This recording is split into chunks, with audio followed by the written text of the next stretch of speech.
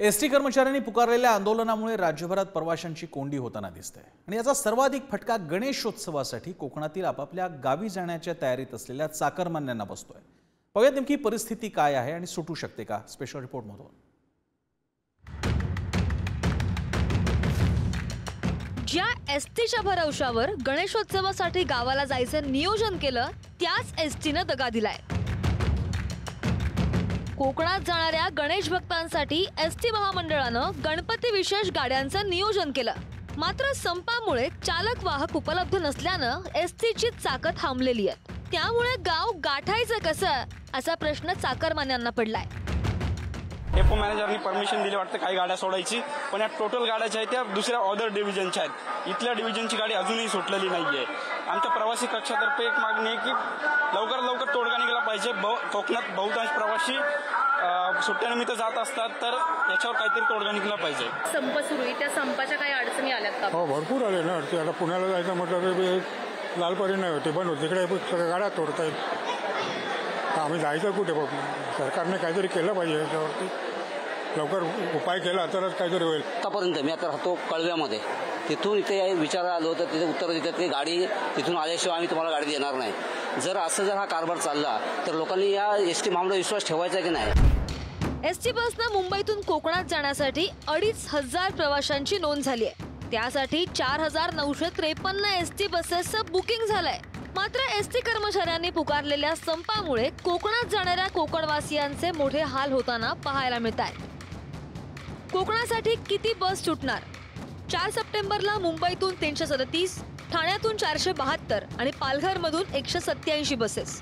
5 सप्टेंबरला मुंबईतून 1,365 बस, ठाण्यातून 1,881 बस, पालघरमधून 372 बस। 6 सप्टेंबरला मुंबईतून 110 बस, ठाण्यामधून 96 बस, पालघरमधून 70 बस।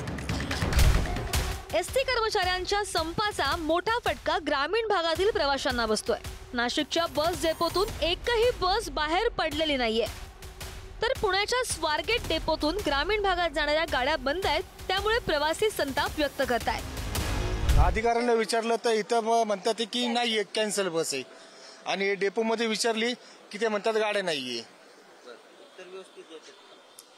उत्तर कसले व्यवस्थित येतात? त्यांचे सगळे ड्रायव्हर कंडक्टर सगळे आहेत, पण गाड्या नाहीये। दरवेळेच हेच लपडे। सिंधुदुर्गमध्ये सुद्धा संप अधिक तीव्र झाला असून दुसऱ्या दिवशी 130 पैकी 66 फेऱ्या रद्द झाल्यात। परिणामी एखादी बस स्टँडवर लागली तर प्रवाशांची झुंबड उडतीये। बसमध्ये शिरण्यासाठी महिलांसह आबालवृद्धांना कसरत करावी लागते। मी बॉम्बेवरून झाला 1.5-2 तास झाले इथे बसून, येणार म्हणून। नाही, चालू नाही आहेत गाड्या, बोलतात नाही ते आम्हाला 1-1.5 तास झाला। एसटी कर्मचाऱ्यांच्या संपावरून आता राजकारणाला वेग आलाय। ठाकरेंच्या शिवसेनेचे नेते अनिल परब यांनी गुणरत्न सदावर्तेंसह भाजपा आमदार गोपीचंद पडळकर आणि सदाभाऊ खोत यांच्यावर निशाणा साधलाय। आता जे सरकार बसलंय यांनी कामगारांना भडकवले। त्यांचे सदा आवडते नेते सदावर्ते यांनी 5 महिने संप खेचला। का खेचला? तर त्यांना शासकीय सेवेमध्ये सामावून घ्या। आज सदावर्ते कुठे आहेत? आज सदावर्ते हा सत्ताधाऱ्यांचा पोपट आहे।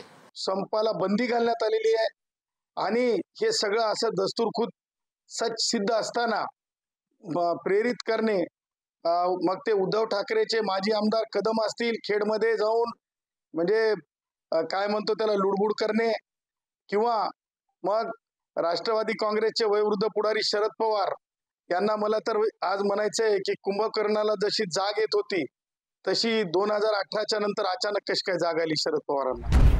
पहिल्या दिवशी राज्यभरातील 251 आगारांपैकी 50 आगार पूर्णतः बंद होते, तर दुसऱ्या दिवशी 96 आगार पूर्णतः बंद झालेत। ही संधी साधत खासगी वाहनधारकांकडून प्रवाशांची लूट सुरू झाली आहे। त्यामुळे एसटी कर्मचाऱ्यांच्या संपावर तोडगा कधी निघणार याकडे संपूर्ण नागरिकांचे लक्ष लागलंय। ब्युरो रिपोर्ट, पुढारी न्यूज।